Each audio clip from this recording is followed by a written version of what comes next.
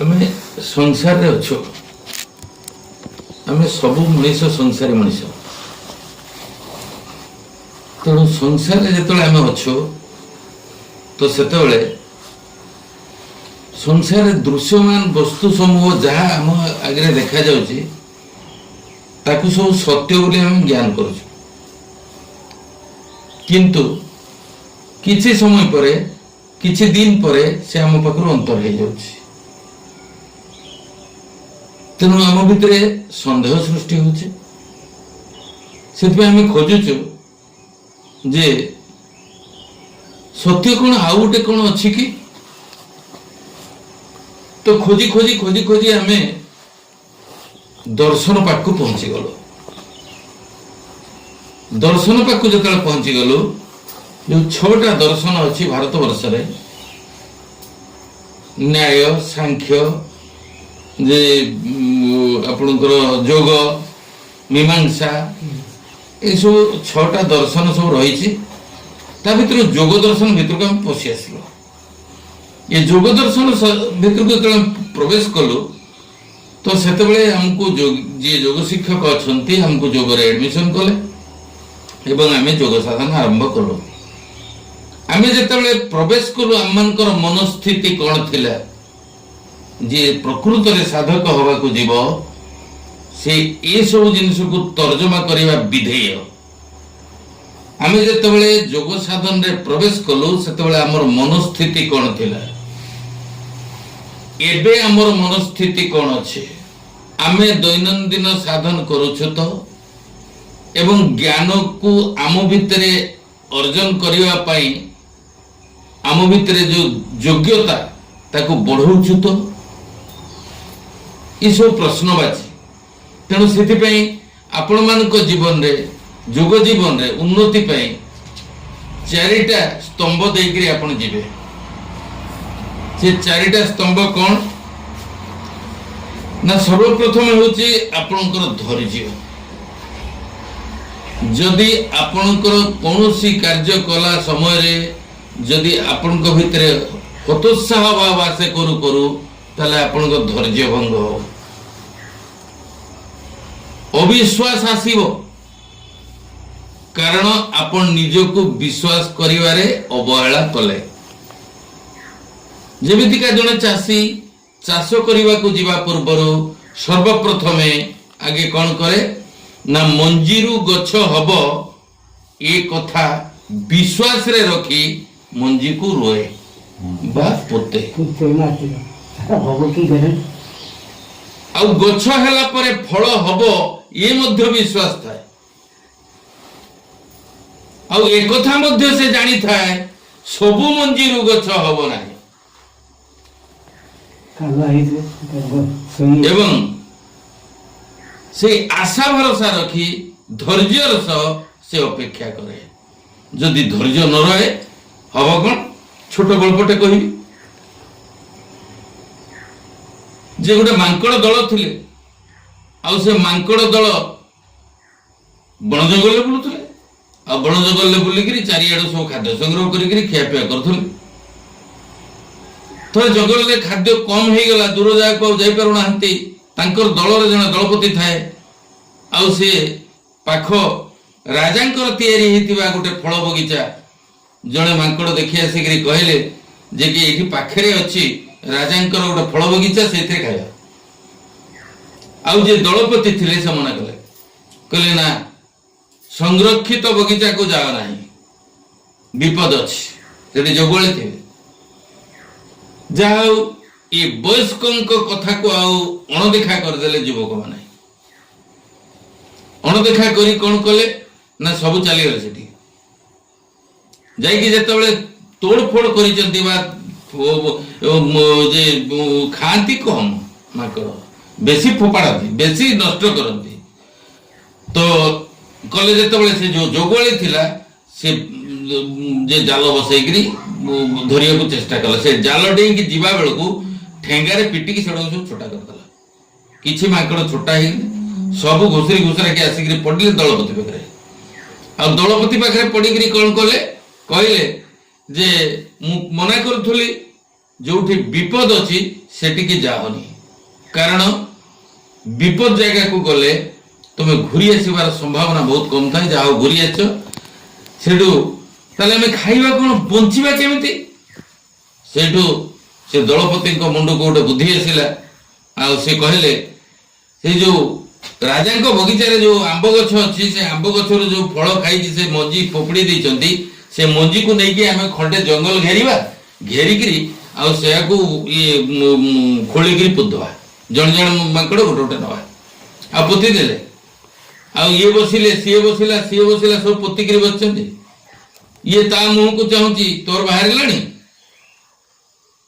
से मना कर दउची फेर टिके खोलिकी देखुची फेर आर माकड़ को चाहूची सी खोली दउची फेर आर माकड़ को चाहूची सी खोली दउची एमिति दिन तमाम चली गला आ कोनोसी प्रकार कहारी ये हलानी कारण एतिकी ज्ञान तांको भीतर नथिला जे ये गछ पुतिले केते समय रे माने गछ बाहरिबो आ केते समय रे फल फळिबो तेणु धैर्यर बंध भांगी गला तेणु तांकर जो उद्देश्य साधन होवा कथा हेई पैला नहीं तेणु साधन क्षेत्र रे जदि आपण मानक भितरे धैर्य न रहे आजी जे प्रतिकूल परिस्थिति अछि काली अनुकूल परिस्थिति रे मु ठीक साधन करिवि आ प्रतिकूल परिस्थिति आसिला मु धैर्य रहिबो नै इमिति जदि हुए तेबे आपण साधन क्षेत्र रे केबे भी उन्नति करि परिबे नाही तेणु धैर्य आपनकर एकांत आवश्यक अछि। दुई अध्यवसाय जदि आपनकर अध्यवसाय कम अछि आपण जीवन को रूटीन तैयारी करंतो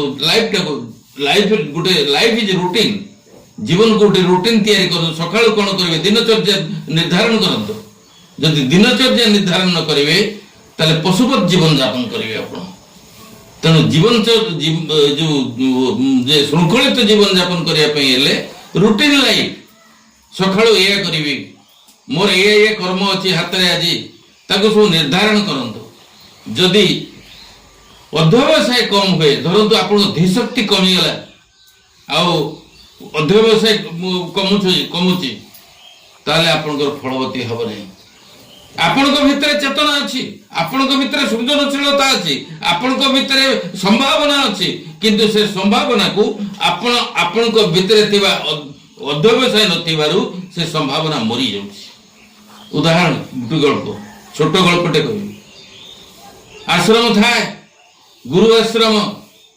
आउ जने अति धनी घर पिला आ से ताको नेकरी से छाड़िले घरे भारी दुष्ट हैला किछि पाठ पाठ मन रखिलानी से गुरुଙ୍କ पाखरे अधिक पैसा देकरी छाड़िले आ गुरु भी ताको पाखरे रखि देले आ जेतले पाखरे रखि देले से ताको पाठ पढाइले ताको टिके बेसी नजर देले साधारणतः ये भी हुए जोठी बेसी टिके मिले सार ताको बेसी भी नजर दियंती एबे सिमति का शिक्षा सब होउची जोठी पैसा अधिका सेठी भलो शिक्षा जोठी पैसा नहीं सेठी शिक्षा नहीं सेठी माने खामखियाली ढंग रे शिक्षा दान करा होउची तेणु आम समाज यही प्रकार गति करछि सेतबेले गुरुकुल थिला जा भी हो से जेतबेले शिक्षा लाभ करिया को जायछि से शिक्षा लाभ करिया समय रे गुरु ताको नजर दैछंती किंतु जेतबेले परीक्षा आसिकरी पहुंचला आ देखिले गुरु जे सबुठु खराब करछि अकृत कार्य हिछि जेतबेले अकृत कार्य हिछि सेठु गुरु ताको माने विरक्त होइकरी कहले अरे बाबू जा तोर ये जीवन रे पाठ होनी तो घर को गले बापा बाड़ेइबो बापा रहिबा को देबेनी भीषण दंड देबे गुरु मना कर देलेनी कहले तो बाक्सपत्र मुंडा एठो बाहर जा आश्रम तू रहिले भी आश्रम नष्ट करू तेले बाहर कर देले ताको से सेठो घर भी आशा छाड़ी देला गुरुंक पाखरु भी आशा छाड़ी देला ता भितरे गोटे कोन आसिला ना मु जीवन हार देबे जीवन थिले सिना एते कथा जीवन हार देबे तो सेठू कौन कला ना से कोठी जीवन हारिबी ना मु जे गछरे दौड़ी लगे देबी सेठू मन मन भाउची अच्छा गछरे दौड़ी लगले केमिति जीवन जीव मु जानि परिबिनी तो ना सेटा करिबी आ कोन करिबी ना कुरे पड़ जिबी पानी भितर डुबुल डाबल लगी मरजिबी तो जाऊ जाऊ गोटे सामने कूप पड़िला किछि लोक पानी नौथिले सेठू आ अपेक्षा कला से माने पानी नै करी बाहर गेला आगु सब ये सब पत्थर रो कूप थिला से पत्थर कूप पाखे पहुंची करी ଯେତେବେଳେ ସେମାନେ ପାଣି ନେଇକରି ବାହାରି ଯାଇଛନ୍ତି, ଇଏ ଯାଇକରି କୂଅ ପାଖରେ ପହଞ୍ଚି ଯେତେବେଳେ ମଣିଷର ସେଇ ଅବସ୍ଥା ଆସେ, ଜୀବନ ତ୍ୟାଗ କରିବାର ଅବସ୍ଥା ଆସେ, ସେତିକି ବେଳେ ବୁଦ୍ଧିର ବିକାଶ ହୁଏ। ଯଦି ସେ ବିକାଶଟାକୁ ଧରି ନେଲା ତାହେଲେ ବିନାଶ ଆଡକୁ ଯିବନି। ଆଉ ଯଦି ବିନାଶ ଆଡକୁ ଥରେ ଚାଲିଗଲା ବୁଦ୍ଧି, ଆଉ ସେ ବିକାଶ ବି କରିପାରିବନି। ସେଥିପାଇଁ କୁହାଯାଏ ଯାହା ବି କର ଜୀବନରେ ଆତ୍ମହତ୍ୟା କେବେ କରିବନି। ତେଣୁ ସେଥିପାଇଁ ସେ ପହଞ୍ଚି ଯାଇକରି ସେ କୂଅ ପାଖରେ ଠିଆ ହେଇଯାଇଛି। ଧୀରେ ଧୀରେ ତା ଭିତରେ ବୁଦ୍ଧି ପ୍ରକଟ ହେଲା। କହିଲେ ଆଚ୍ଛା, ଏମାନେ ଯୋଉ ପାଣି ନେଉଛନ୍ତି କୂଅରୁ, ଇଏ କୂଅଟା ଯୋଉ ରସିରେ ପାଣି ନେଉଛନ୍ତି, ସେ ପଥର ଉପରେ ଟାଣୁଛନ୍ତି। ପଥର ହଉଛି ଟାଣ, ରସି ହଉଛି ନରମ। ଏ ନରମ ରସିଟା ସେ କୂଅର ପଥରରେ ଘଷି ହେଇ ହେଇ ତା ଦେହରେ ଦାଗ ପଡି ଯାଇଛି। ତାକୁ ଯେତେବେଳେ ସେ ଦାଗ ପକେଇ ଦେଇ ପାରୁଛି, ମୋ ମନଟା କେତେ ପଥର କି ଆଉ ମୁଁ ମନେ ରଖି ପାରୁନି ନା। ସେଇଠୁ ତା ପାଟିରେ ସ୍ଫୁରଣ ହେଲା। କଣ? ସେତେବେଳେ ସବୁ ସଂସ୍କୃତରେ ପଢା ହଉଥିଲା ଯେ କରତ କରତ ଅଭ୍ୟାସ କେ ମୂଳମତି ହୋ ତ ସୁଜାନ ରସରି आवत जावत ସ୍ଲିପର परते निशान। ଯଦି ରସି ଇଏ ପଥର ଉପରେ ଘଷି ଘଷି ଯେ ଖାଲ କରିଦେଇ ପାରୁଛି, ମୁଁ ଯଦି ପ୍ରକୃତରେ ମନୋଯୋଗ ସହକାରେ ବିଦ୍ୟା ଅର୍ଜନ କରେ, ତେବେ ନିଶ୍ଚିତ ଭାବରେ ମୋର ଫଳବତୀ ହବ। ତେଣୁ ସେଇ ଆଶା ନେଇକି ତା ମନ ଭିତରେ ଆନନ୍ଦ ଯେ ଖେଳିଗଲା ଏବଂ ଅଧ୍ୟବସାୟ କରିବା ପାଇଁ ତାର ମନ ସେଇଆଡ଼କୁ ମୁହେଇଲା ଏବଂ ସେ ଧୀରେ ଧୀରେ ଗତି କଲା। ଯାଇ ଗୁରୁଙ୍କ ପାଖରେ ଗୋଡ଼ ତଳେ ପଡ଼ି ଯାଇକରି କହିଲା, ମୋର ଆଜ୍ଞା ବିଦ୍ୟା ହବ। ଯେତେବେଳେ ବିଦ୍ୟାର୍ଥୀ ତା ମୁହଁରେ ହର୍ଷ ଅତି ଉତ୍ଫୁଲ୍ଲତାର ସହକାରେ ପ୍ରକାଶ କଲା, ମୋର ବିଦ୍ୟା ହବ, ଗୁରୁ ସେଇଠୁ ତାର ତଦ୍ଗତ ତଲ୍ଲୀନ ଅବସ୍ଥାକୁ ଦେଖି କୁଣ୍ଢେଇ ପକେଇଲେ ଏବଂ ଗୁରୁ ବି କାନ୍ଦି ପକେଇଲେ, ବିଦ୍ୟାର୍ଥୀ ବି କାନ୍ଦି ପକେଇଲେ। ଆଉ ସେଇ ଦିନଠୁ ସେ ସବୁଠୁ ଭଲ ବିଦ୍ୟାର୍ଥୀ ହେଇକି ବାହାରିଲା। ଇଏ ହେଉଛି ଜାଗରଣ, ଅଧ୍ୟବସାୟ। ତୃତୀୟରେ ହେଉଛି ଯଦି କୁସଂସ୍କାର ଆପଣଙ୍କ ଭିତରେ ଥିବ, ତେବେ ଆପଣ ଯୋଗ କ୍ଷେତ୍ରରେ ପାରଙ୍ଗମ ବା ଜ୍ଞାନ କ୍ଷେତ୍ରରେ ପାରଙ୍ଗମ ହେଇପାରିବେ ନାହିଁ। ତ କୁସଂସ୍କାର କଣ? ଆପଣ ସଂସ୍କାର କଥା ଜାଣିଛନ୍ତି, କୁସଂସ୍କାରରେ ଅଛନ୍ତି। ଏଇଟା ନ କରିକି ସେଇଟା ନ କଲେ ହବନି, ଯୋଉଥିରେ କିଛି ସତ୍ୟତା ନଥାଏ, ଆଉ ତାକୁ ସଂସ୍କାର ବୋଲି ମାନି ନେଇଛନ୍ତି। ସେଇଟାକୁ କହନ୍ତି କୁସଂସ୍କାର। କୁ ଶବ୍ଦ ଲାଗିଗଲା। ତେଣୁ ଛୋଟ ଗଳ୍ପଟେ କହିବି, ଆଜି ଗଳ୍ପରେ ସାଥ ଦେବି। କଣ? ଯେତେବେଳେ ମହାଭାରତ ଯୁଦ୍ଧ ସରିଗଲା, ସେତେବେଳେ ପାଣ୍ଡବ ମାନେ ଆପଣଙ୍କର ଜିତିଗଲେ ଯୁଦ୍ଧ, କୌରବ ମାନେ ହାରିଗଲେ। ଆଉ ଯୁଧିଷ୍ଠିରଙ୍କ ମନରେ ଗୋଟେ ଅଜବ ଖିଆଲ ଆସିଲା ଯେ ଏଇ ଯୋଉ ମହାଭାରତ ଯୁଦ୍ଧ ହେଲା, ଏ ମହାଭାରତ ଯୁଦ୍ଧରେ ଅନେକ କ୍ଷତ୍ରିୟ ପ୍ରାଣନାଶ ହେଇଛି। ଆଉ ଏ କ୍ଷତ୍ରିୟ ହତ୍ୟା ଦୋଷ ଆମକୁ ଲାଗିଛି, ଆମ ପାଣ୍ଡବ ପାଞ୍ଚ ଭାଇଙ୍କୁ। ତେଣୁ ଇଏ କ୍ଷତ୍ରିୟ ହତ୍ୟା ଦୋଷରୁ ଆମେ କେମିତି ନିବୃତ୍ତ ହବା, ତାର ଉପଚାର କହିଦିଅନ୍ତୁ। ଏକଥା ଯେତେବେଳେ ରାଜସଭା ଡାକିକି ପଣ୍ଡିତ ମାନଙ୍କୁ ପଚାରିଲେ, ପଣ୍ଡିତ ମାନେ ଯଦି ସବୁ ଭାରତ ବର୍ଷରେ ଯେତେ ତୀର୍ଥକ୍ଷେତ୍ର ଅଛି, ସେ ତୀର୍ଥକ୍ଷେତ୍ରରେ ଯଦି ସ୍ନାନ କରନ୍ତି, ତେବେ ଆପଣଙ୍କର ଉପରେ ଲାଗିଥିବା କ୍ଷତ୍ରିୟ ହତ୍ୟା ଦୋଷରୁ ଆପଣ ପୁଣ୍ୟକୁ ରୂପାନ୍ତରିତ ହେଇଯିବ, ସେ ଦୋଷ କଟିଯିବ। ଏମିତି ଆପଣ ମାନଙ୍କ ଘର ପାଖକୁ ଆସିକି ଅନେକ ନନା ମାନେ ବା ଅନେକ ଇଏ ଯୋଉ ଗୁଣିଆ ଟୁଣିଆ ଏସବୁ ଲୋକ ଆସିକି କହନ୍ତୁ ତୁ ଏଇଟା କଲେ ହେଇଯିବ, ସେଇଟା କଲେ ହେଇଯିବ, ଆପଣ ମାନେ ତାକୁ ବିଶ୍ୱାସ କରି ଯାଆନ୍ତି, ତାକେ କହନ୍ତି କୁସଂସ୍କାର। ଆଉ ଯୁଧିଷ୍ଠିର ବିଶ୍ୱାସ କରିଗଲେ। ଯେତେବେଳେ କୃଷ୍ଣକୁ ଡକା ହେଲା, ସେତେବେଳେ କୃଷ୍ଣ ଆସିକରି ପହଞ୍ଚିଲେ, କହିଲେ ଏମିତିକା କଥା ନା କର, କିଛି ଅସୁବିଧା ନାହିଁ, କିନ୍ତୁ ମୋର ଗୋଟିଏ ଛୋଟ କଥା ଅଛି, ସେଇଟା ଟିକେ ପୂର୍ଣ୍ଣ କରିବ। ନା କଣ? ନା ଯେତେବେଳେ ତମେ ତୀର୍ଥକ୍ଷେତ୍ରରେ ବୁଡ଼ିବାକୁ ଯିବ ବା ସ୍ନାନ କରିବାକୁ ଯିବ, ମୋର ଗୋଟେ ଛୋଟ ଫରୁଆ ଦଉଛି, ସେ ଫରୁଆଟାକୁ ନେଇଯିବ, ଯେତେ ତୀର୍ଥକ୍ଷେତ୍ରରେ ବୁଡ଼ିବ ସେତେ ତୀର୍ଥକ୍ଷେତ୍ରରେ ବୁଡ଼ିକିରି ଆସିବ। ଏଇଟା ଗୋଟେ ଛୋଟ କଥା। ତେଣୁ ଅର୍ଜୁନକୁ କହିଲେ ତୁ ରଖ, ଆଉ ଯେତିକି ମନେ ରଖିଥିବୁ, ଯେତିକି ତୀର୍ଥକ୍ଷେତ୍ରରେ ବୁଡ଼ିବ ସେତିକି ତୀର୍ଥକ୍ଷେତ୍ରରେ ବୁଡ଼ିବ। ଆଉ ସେ ଫରୁଆଟାକୁ ଦେଲେ। ଆଉ ସେ ଫରୁଆଟା ନେଇକି ଅର୍ଜୁନ ଆଉ ପଞ୍ଚ ପାଣ୍ଡବ ବାହାରିଗଲେ। ସେଇଥିପାଇଁ ବୋଧେ ଆମର କଥା ଲୋକ କଥା ଅଛି, ତ ଗାଁକୁ ପାଣ୍ଡବ ଆସିନାହାନ୍ତି। ତେଣୁ ପାଣ୍ଡବ ମାନେ ବୋଧେ ଘୁରିଥିଲେ, କଣ କରୁଥିଲେ ସେ କଥା ପୁରାଣ କହିବ ବା ଯେ ସେମାନେ ଜାଣିଥିବେ। ତା ବାବଦରେ ଆମର କୌଣସି, ଆମେ ଏଇ ଗଳ୍ପରୁ ଥିବା ସତ୍ୟତାକୁ ଆମେ ପ୍ରତିପାଦିତ କରିବା। ଗଳ୍ପ ସତ୍ୟ ନୁହେଁ, ଗଳ୍ପ ଭିତରେ ଥିବା ନିର୍ଯାସ ତାହା ହିଁ ସତ୍ୟ। ତେଣୁ ସେ ତାଙ୍କର ବୁଲି ବୁଲିକିରି ଫେରିଲେ, କାରଣ ଯେତେବେଳେ ଆଗରୁ ତୀର୍ଥକୁ ଯାଆନ୍ତି ସେତେବେଳେ ବନ୍ଧୁବାନ୍ଧବ ମାନଙ୍କୁ ଡାକିକିରି ଯାଉଥିଲେ, ସବୁ ଗୋଟେ ଜାଗାରେ ଏକାଠି ହେଇକିରି ବିଦା କରୁଥିଲେ। ଆଉ ଯେତେବେଳେ ଫେରିକି ପହଞ୍ଚନ୍ତି ସେତେବେଳେ ମଧ୍ୟ ଗୋଟେ ସଭା ଡକା ହଉଥିଲା, ବନ୍ଧୁବାନ୍ଧବ ମାନେ ଏକତ୍ରିତ ହଉଥିଲେ ଏବଂ ସେଇଠି ସବୁ ପ୍ରକାରର ବିଧି ବ୍ୟବସ୍ଥା ହଉଥିଲା ବା ବୁଝିବାତ ହଉଥିଲା। ଯେତେବେଳେ ଫେରିଛନ୍ତି ସେତିକି ବେଳେ ସମସ୍ତଙ୍କୁ ଡକା ହେଲା, ଆଉ କୃଷ୍ଣଙ୍କୁ ବି ଡକା ହେଲା, ଆଉ ଖୁସି ହେଇଯାଇଛନ୍ତି ଯୁଧିଷ୍ଠିର, ପାଣ୍ଡବ ମାନେ ବି ଖୁସି ହେଇଯାଇଛନ୍ତି, ଆଉ ଯେତିକି ପଣ୍ଡିତ ଥିଲେ ସମସ୍ତେ ଖୁସି ହେଇଯାଇଛନ୍ତି।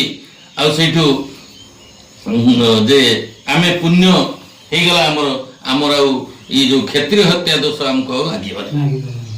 ତ ସେଇଠି କୃଷ୍ଣ ଛିଡା ହେଲେ, ସେ ଯୋଗେଶ୍ୱର କୃଷ୍ଣ କହିଲେ, ଆଜ୍ଞା ମୋ ଦେଇଥିବା ଫରୁଆଟା ମତେ ଦିଅନ୍ତୁ। ଆଉ ସେ ଫରୁଆଟା ଅର୍ଜୁନ ପାଖରେ ଥିଲା, ଅର୍ଜୁନ ତାଙ୍କୁ ବଢେଇ ଦେଲେ। ବଢେଇ ଦେଲା ପରେ ସେ ଫରୁଆଟାକୁ ନେଇକିରି କହିଛନ୍ତି, ହେ ସଭାସଦ ବର୍ଗେ, ଆପଣ ମାନେ ଭଲ ଭାବରେ ଜାଣନ୍ତୁ, ମୁଁ ଏ ଫରୁଆରେ ଦେଇଥିଲି ହଳାହଳ ବିଷ। ଆଉ ଏ ବିଷ ଯୋଉ ଫରୁଆରେ ଦେଇଥିଲି ସେଟା ପାଣ୍ଡବ ମାନେ ନେଇଥିଲେ ଏବଂ ସବୁ ତୀର୍ଥ କ୍ଷେତ୍ରରେ ବୁଡେଇଛନ୍ତି। ଯଦି କ୍ଷତ୍ରିୟ ହତ୍ୟା ଦୋଷ ତୀର୍ଥ ଜଳରେ ସ୍ନାନ କଲା ପରେ ପୁଣ୍ୟରେ ରୂପାନ୍ତରିତ ହୁଏ, ତେବେ ଏ ଫରୁଆରେ ଥିବା ହଳାହଳ ବିଷ ଅମୃତରେ ପରିଣତ ହେଇଥିବ, ଆସନ୍ତୁ ଆମମାନେ ସବୁ ପାନ କରିବା। ସମସ୍ତଙ୍କ ମୁହଁ ତଳକୁ ହେଇଗଲା। ଶେଷ ବେଳକୁ ଅର୍ଜୁନ କହିଲେ, କପଟତା ଗଲା ନାହିଁ କାଳେ କାଳେ। ଇଏ ହଉଛି ଆପଣଙ୍କର କୁସଂସ୍କାର। ଏଥିରୁ ମୁକ୍ତ ହେବେ ତେବେ ଯାଇକି ଆପଣ ଯୋଗକ୍ଷମ ହେବେ, ନହେଲେ ହେଇପାରିବେ ନାହିଁ। ଆପଣଙ୍କ ମନ ସେଇଠି ଲାଖିବ। ଚତୁର୍ଥ କଥା, ବ୍ୟବହାରିକ ଜ୍ଞାନ। ଆପଣଙ୍କ ପାଖରେ ଯୋଗ ଜ୍ଞାନ ଅଛି, ସାଂସାରିକ ଜ୍ଞାନ ବ୍ୟବହାର କ୍ଷେତ୍ରରେ ଯୋଉ ଦୈନନ୍ଦିନ ଜୀବନରେ କରୁଛନ୍ତି, ଯଦି ସେଇ ଜ୍ଞାନ ଟିକେ ନଥିବ ତେବେ ଆପଣ ବହୁତ ଅସୁବିଧାରେ ପଡ଼ିବେ, ଯୋଉଟା ସମାଧାନ କରିପାରିବେ ନାହିଁ।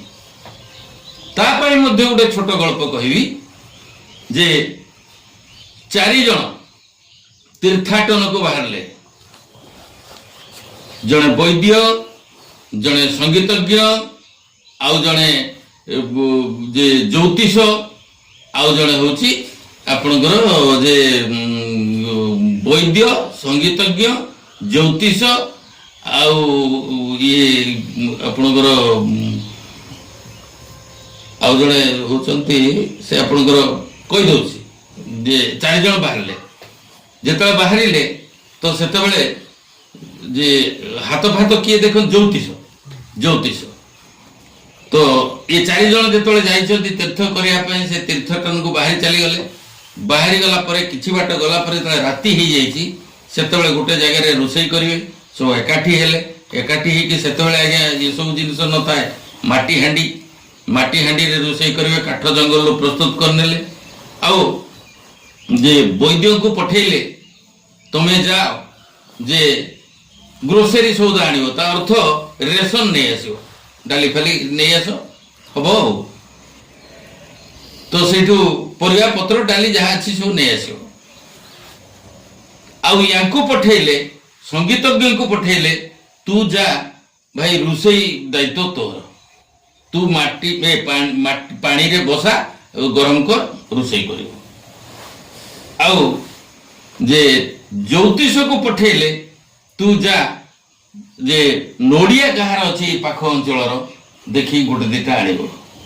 ଆଉ ଦାର୍ଶନିକକୁ ପଠେଇଲେ, ତୁ ଯା ଏ ପାଖ ପଡ଼ୋଶୀରେ କାହାର ଘିଅ ଅଛି ଟିକେ ଆଣିବୁ, ବିନା ଘୃତରେ କୁଭୋଜନ। ଆଉ ଶିବମୁନି ଜାଣିଥିବେ ଆପଣମାନେ, ଆଉ ତାଙ୍କର ସବୁଠୁ ପ୍ରିୟ ଭୋଜନରେ ସେ ଘୃତ ପାନ କରୁଥିଲେ, ବିନା ଘୃତରେ ତାଙ୍କର କୁଭୋଜନ ହେଇଯାଉଥିଲା। ଆଉ ସେ 4 ଜଣ ବାହାରିଗଲେ। ପ୍ରଥମେ ଯାଇଛି କିଏ ନା ଆପଣଙ୍କର ବୈଦ୍ୟ ଯାଇକି ଯେତେବେଳେ ଗ୍ରୋସରୀ ଦୋକାନରେ ପହଞ୍ଚି ଯାଇଛି, କହିଛି ମୁଗ ଡାଲି ଦେଲେ। ସେଠୁ ମୁଗ ଡାଲି ସେ ଓଜନ କରିବାକୁ ଯାଉଛି, ଆଉ ସଙ୍ଗେ ସଙ୍ଗେ କହିଲେ ରୁହନ୍ତୁ, ମୁଗ ଡାଲି ବାଇକାରକ, କାହିଁକିନା ବୈଦ୍ୟ ଲୋକ ନା, ଇଏ ବାଇକାରକ, ତେଣୁ ୟାକୁ ଦିଅନ୍ତୁ ନାହିଁ। ତାପରେ କହିଲେ ମସୁର ଡାଲି ଦିଅନ୍ତୁ। ମସୁର ଡାଲି ଯେତେବେଳେ ମାଗିଛନ୍ତି ସେତେବେଳେ ତାଙ୍କ ମୁଣ୍ଡ ଭିତରେ ଜ୍ଞାନ ଉଦୟ ହେଇଛି କ'ଣ ନା ମସୁର ଡାଲି ହେଲା ବହୁତ ଗରମ, ଆମେ ବାହାରକୁ ଆସିଛୁ, ଝାଡ଼ା ହେଇଯାଇପାରେ, ଆକୁ ଦିଅନ୍ତୁନି। ହରଡ଼ ଡାଲି ଦିଅନ୍ତୁ, ହରଡ଼ ଭଲ ଡାଲି। ଯେତେବେଳେ ହରଡ଼ ଡାଲି ଓଜନ କରିବାକୁ ଯାଇଛି ସେତିକି ବେଳେ ସେ ଭାବି ଜ୍ଞାନ ଉଦୟ ହେଇଯାଇଛି, ଆରେ ଏତେ ଜାଳ କିଏ ପକେଇବ, ଇଏ ତ ବହୁତ ଡେରିରେ ସିଝିବ, ଥାଉ ଦିଅନ୍ତୁ ନାହିଁ, ପରିବା ନେଇଯିବା। ଯେତେବେଳେ ପରିବା ଦୋକାନରେ ପହଞ୍ଚିଛନ୍ତି ସେତେବେଳେ ସେ ଏଇ ଯୋଉ କୁନ୍ଦୁରି ପରିବା ତାକୁ ଆଣିବେ ବୋଲି ବାହାରିଛନ୍ତି, ସେଠି କହିଲେ ଆରେ ଇଏ ତ ନିର୍ବୁଦ୍ଧିଆ ଫଳ, ବୋକା ଫଳ, ଆକୁ ନବା ନାହିଁ। ଯେତେବେଳେ ଭେଣ୍ଡି ଆଣିବାକୁ ବସିଛନ୍ତି ସେତେବେଳେ କହିଲେ ନା ଇଏ ଲାଳୁଆ। ତ ଏମିତି ହେଇ ସିଏ ଆଉ ପରିବା ଆଣିପାରିନାହାନ୍ତି, ଫେରିଛନ୍ତି। ତାପରେ ଇଏ ଯୋଉ ଆମର ଜ୍ୟୋତିଷ ଭାଇ ସିଏ ଯାଇଥିଲେ ନଡ଼ିଆ ଆଣିବା ପାଇଁ। ସେ ଯାହା ଘରେ ନଡ଼ିଆ ଆଣିବା ପାଇଁ ଯାଇଛନ୍ତି ତାଙ୍କର ଗୋଟେ ଗଧ ଅଛି। ଆଉ ଯେତେବେଳେ ସେ ନଡ଼ିଆ ବିଛାଳି ଗଛକୁ ଚଢିବାକୁ ଆରମ୍ଭ କରିଛି ଗଧ ବୋବେଇ ଦେଲା। ଇଏ ଜ୍ୟୋତିଷ ଭାଇ କହିଲେ ଲଗ୍ନ ଭଲ ନାହିଁ, ଲଗ୍ନ ଶୁଭ ନାହିଁ ରେ, ଗଧ ବୋବାଳି ଛାଡ଼ିଲାଣି, ତୁ ଓଲା। ପୁଣି ଆଉ ଥରେ ବୋବାଳି ଦେଲେ ତୁ ଉଠିବୁ। ଗଧ ଆଉ ବୋବାଳି ଦେଲା ନାହିଁ, ସିଏ ବି ଆଉ ଉଠିଲା ନାହିଁ, ଫେରିକି ଆସିଲେ। ତାହେଲେ କିଏ ଫେରିଲେ? ବୈଦ୍ୟ ଫେରିଲେ, ଜ୍ୟୋତିଷ ଫେରିଲେ, ଆଉ ଯୋଉ ଦାର୍ଶନିକ ଥିଲେ ସିଏ କିନ୍ତୁ ଘିଅ ଘିନିକି ଆସିଛନ୍ତି। ତାଙ୍କୁ ପଠାଇଥିଲେ ଘିଅ ନେବା ପାଇଁ, ସିଏ ଘିଅ ନେଇକିରି ଆସିଛନ୍ତି। ଆଉ ବାଟରେ ଆସିଲା ବେଳେ ତାଙ୍କ ଭିତରେ ଦାର୍ଶନିକ ଚିନ୍ତାଧାରା ନା, ତେଣୁ କିମ୍ଭୂତ କେମାକାର କଥା ଗୋଟେ ଜୁଟିଲା। କହିଲେ ଆଚ୍ଛା ମୁଁ ତ ଘିଅ ନେଇକିରି ଆସିଲି, ତା ଯେ ପାତ୍ରରୁ ମୋ ପାତ୍ରକୁ ଦେଲା।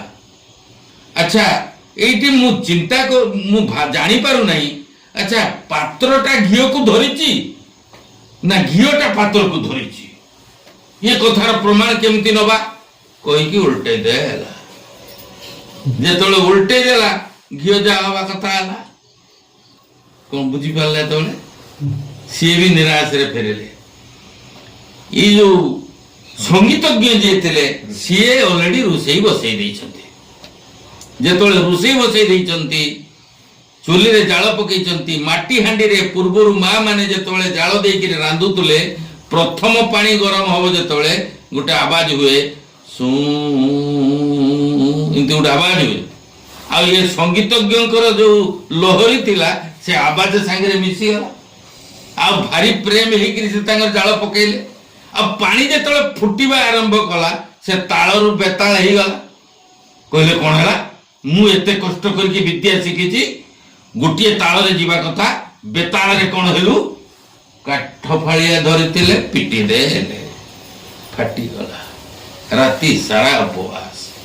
ଏ କଥାରେ କହିବାର ତାତ୍ପର୍ଯ୍ୟ ହଉଛି ଆପଣ ଯୋଗ ଜ୍ଞାନ ଆହରଣ କରନ୍ତୁ, ସାଂସାରିକ ଜ୍ଞାନ ଆହରଣ କରନ୍ତୁ ବା ଯୋଉ ଜ୍ଞାନ ଆହରଣ କରନ୍ତୁ, ଯଦି ବ୍ୟବହାରିକ ଜ୍ଞାନ ଆପଣଙ୍କ ପାଖରେ ନାହିଁ ତେବେ ଏଇ ଜ୍ଞାନ ସବୁ ବେକାର ହେଇଯିବ, ସବୁ ଅସୁବିଧା ହେଇଯିବ।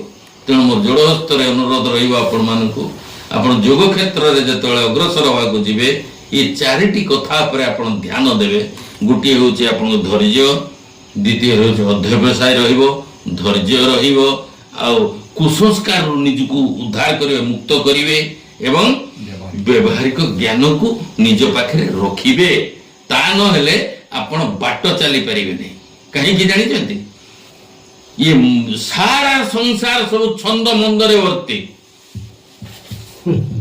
ହବ କଣ ଆପଣଙ୍କର ନା ଯେ ଏଇ ଅସୁବିଧା ହବ ଯୋଉଟା କି ଯେ ଜଟିଳ କୁଟିଳ ଲୋକ ଆପଣଙ୍କ ପାଖରେ ବହୁତ ମିଳିବେ ଏବଂ ଜଟିଳ କୁଟିଳ ଲୋକଙ୍କର ଜଟିଳାମି କୁଟିଳାମିକୁ ଜାଣିବା ପାଇଁ ହେଲେ ଯଦି ବ୍ୟବହାରିକ ଜ୍ଞାନ ଆପଣଙ୍କ ପାଖରେ ନଥିବ, ଆଉ ଧୈର୍ଯ୍ୟ ନଥିବ, ଅଧ୍ୟବସାୟ ନଥିବ, ଆଉ ଯେ କୁସଂସ୍କାର ଯୁକ୍ତ ହେଇଥିବେ, ଆପଣ କୋଉ ଅବସ୍ଥା ହବ ଆପଣଙ୍କର? ଜଟିଳ କୁଟିଳ ଯା ସ୍ୱଭାବ ମେଣ୍ଟେ ନାହିଁ ମୋଟେ ତା ଅଭାବ, ତୁଟେ ନାହିଁ ମୋଟେ ତା ଦୁର୍ବୁଦ୍ଧି, ଜୁଟିଲେ ବି ତାକୁ ଗୁଣ ନିଧି। ଏଇ ଅବସ୍ଥା। ତେଣୁ ସେ ଅବସ୍ଥାରୁ ନିବୃତ୍ତ ହୁଅନ୍ତୁ, ଶାନ୍ତିରେ ରହନ୍ତୁ, ଆନନ୍ଦରେ ରହନ୍ତୁ, ନିରୋଗରେ ରହନ୍ତୁ ଏବଂ ଜୀବନକୁ ପ୍ରକୃତର ଜୀବନକୁ ଜାଣନ୍ତୁ ଏବଂ ମୁକ୍ତ ହେଇଯାଆନ୍ତୁ। ଜୟ ଜୀ, ଜୟ ଜୀ, ଜୟ ଜୀ।